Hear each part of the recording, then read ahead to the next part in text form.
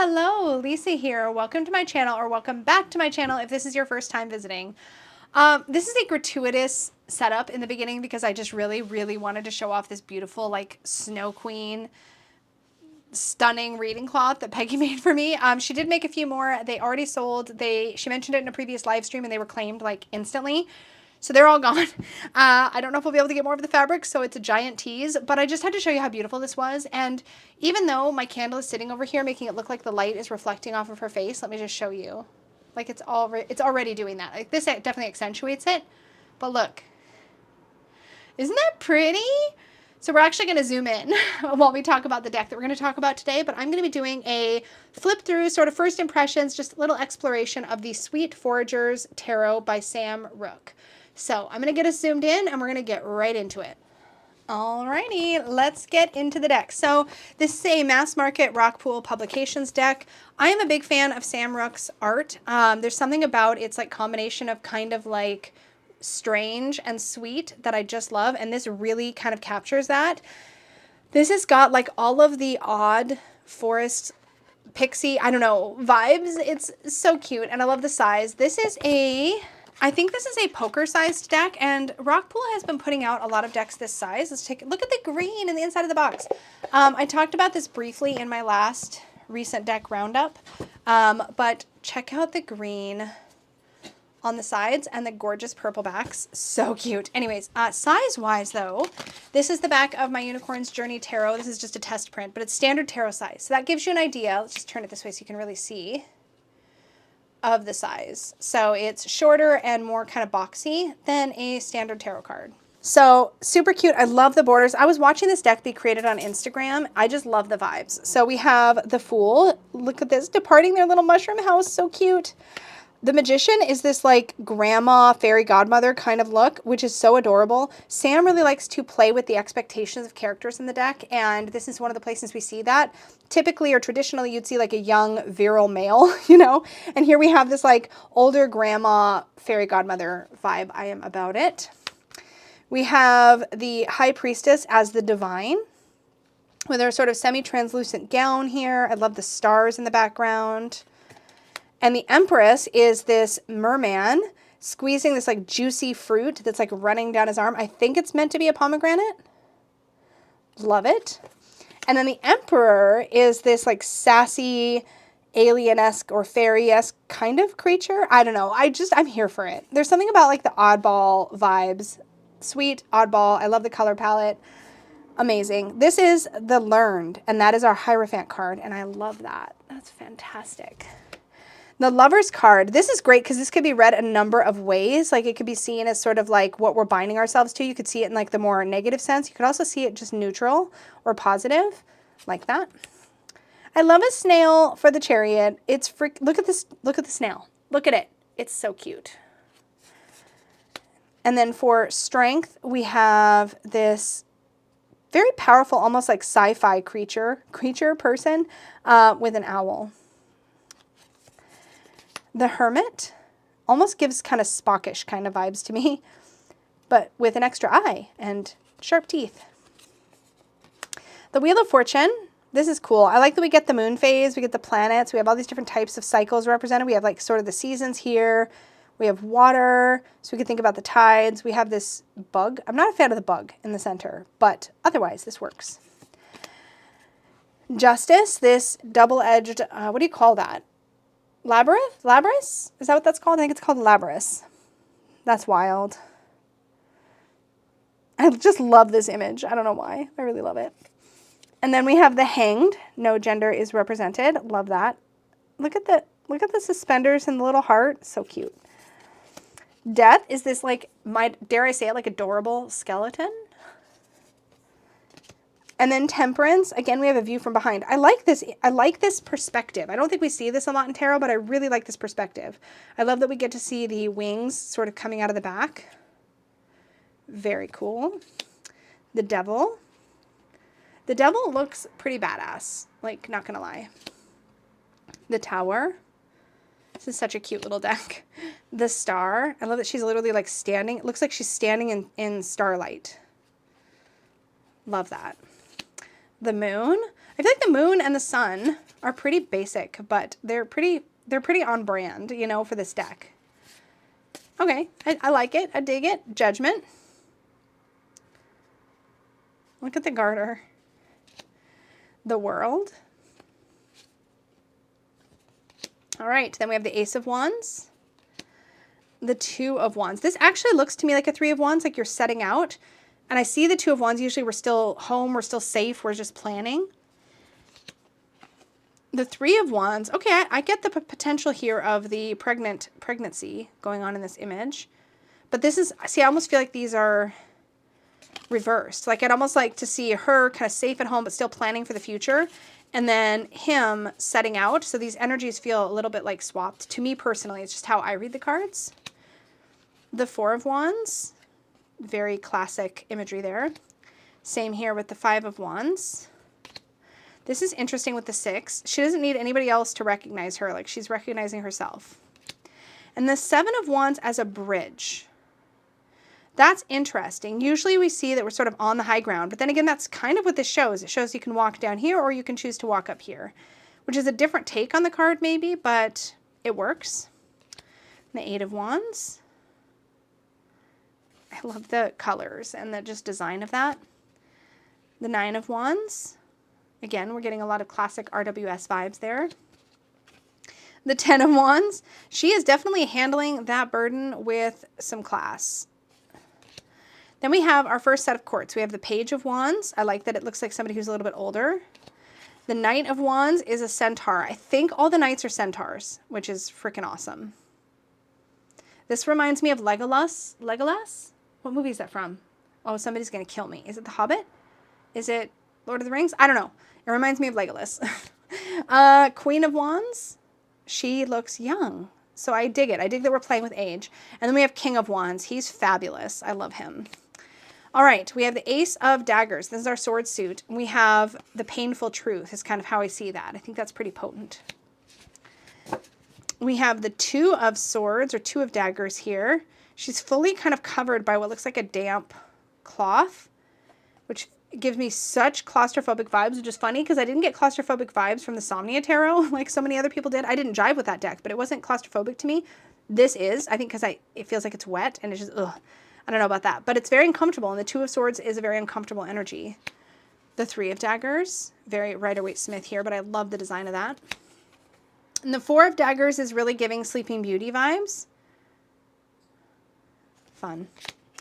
Look at this character in the Five of Daggers. Like, he looks like a Five of Daggers, for real. Six of Daggers. Oh, we're sort of taking off. It's like the pain or the difficulty is sort of, we're taking off with it. Because this is a winged creature, right? Yeah, he's flying away. And then we have the Seven of Daggers. I get like D&D rogue vibes from her. Eight of Daggers. I prefer to see my Eight of Daggers look like it's really obvious we can get out of the situation. And this isn't as clear. It's pretty restricted. But it does feel that way. And then we have the Nine of Daggers. Someone's really trying to find their calm despite the chaos. They're meditating. And then the Ten of Daggers. Tough. Oh, I love the Page of Daggers. I love her little butterfly wing eyes. So cute. Yep, another centaur for the Knight of Daggers. Oh my gosh. And the Queen of Daggers is like so nurturing. We don't usually see this vibe from the Queen of Swords. We usually see her a little more removed or distant from people, and here she's very nurturing. But you can still see the personality, and like she's still ready to cut anybody who comes at her, right? But she is being nurturing here, which I like. King of Daggers. Love the sass. Here for it.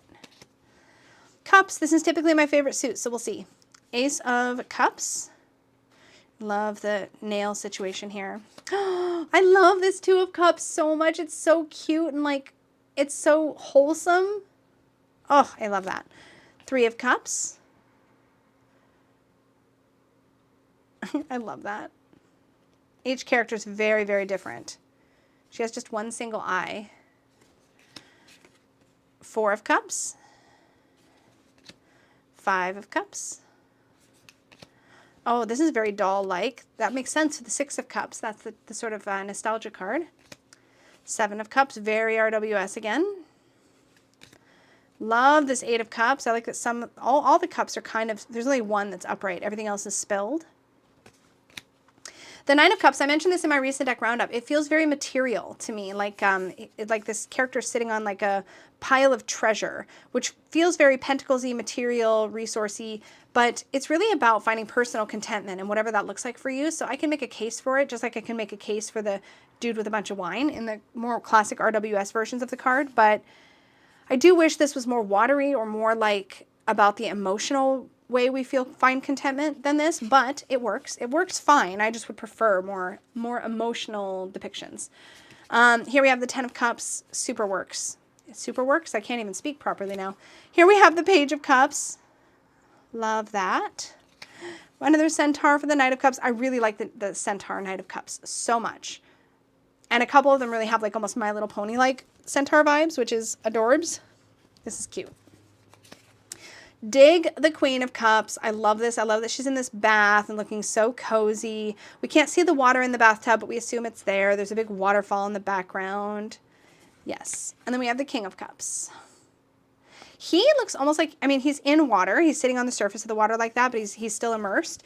But there's something about the outfit that makes him feel a little bit more sexalicious, I guess. Did I just make up that word? Please tell me. I can't believe I just said that out loud. He looks like he's meant to be like more of like a passionate character, like more of like a King of Wands or a Knight of Wands or something, or even a Knight of Cups. More of that romantic kind of like allure that I see in those other court cards, whereas I tend to see him a lot more like dad-like, you know, like the best version of a dad-like character. I don't necessarily, I'm not sure if I see that in this card, but it is a cute, well-drawn card. I have to think about that one. So then we have our earthly or pentacle suit, and it's crystals in this deck. So we have the Ace. The 2, we do get this idea of having multiple responsibilities kind of weighing on us. The 3, this feels a little empty, actually. I feel like normally we would see, but we do see some evidence of working together. We have a pencil and a paper, so we get the idea that somebody's maybe planning. We have the chisel, so somebody's doing the work. It's a neat perspective, but it feels a little, it feels a little empty to me. We have the 4 of crystals. She's sitting on all the crystals. The 5 of crystals, that really, again, very Rider-Waite-Smith, that really works. The 6 of crystals, giving back, and she's like sprinkling crystals like from up above, like a little crystal fairy. Then we have 7 of crystals. Interesting about this one. She's like in a pool of water, surrounded by crystals. Is there like a weighting here? I'm not sure. What are your thoughts on this one? Let me know down below. The 8 of crystals. There's this perfectionist kind of energy. These two, like on the imagery, they've kind of got similar feelings, but I know they mean very different things. So, and then the 9 of crystals, we have these like blossoming flowers. The 10 of crystals, just dripping in jewelry. So that works. There's the opulence there.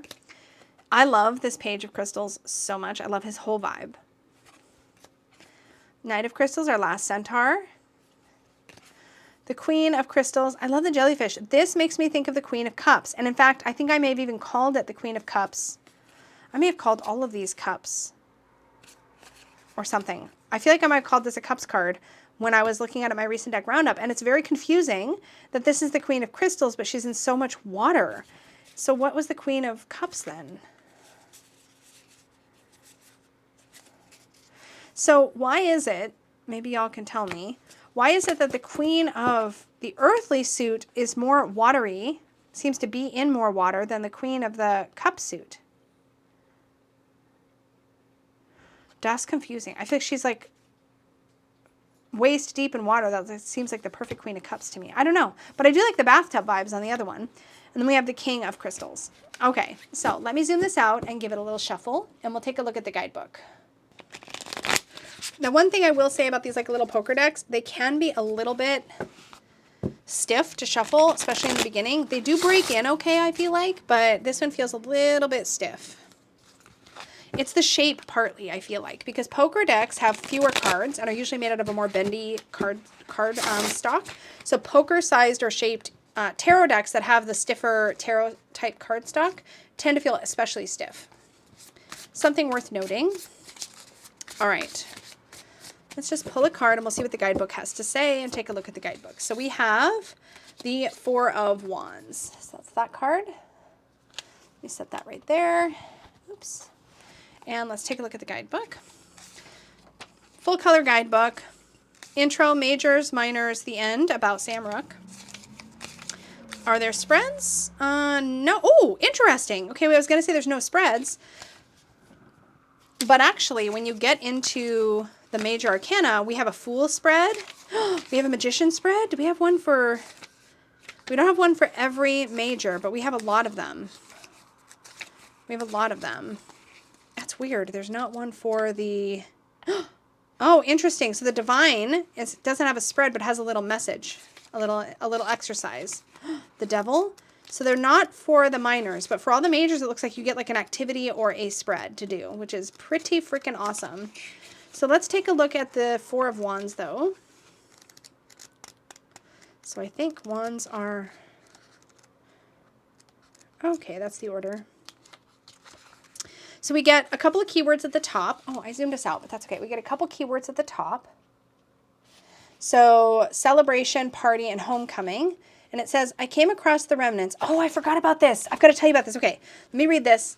Let me actually interrupt myself. I'm not going to read this yet. This is written in the first person, like a little story. In fact, if you read the introduction, it says, hi, I'm the Fool. And if you're reading this, it means you found my journal.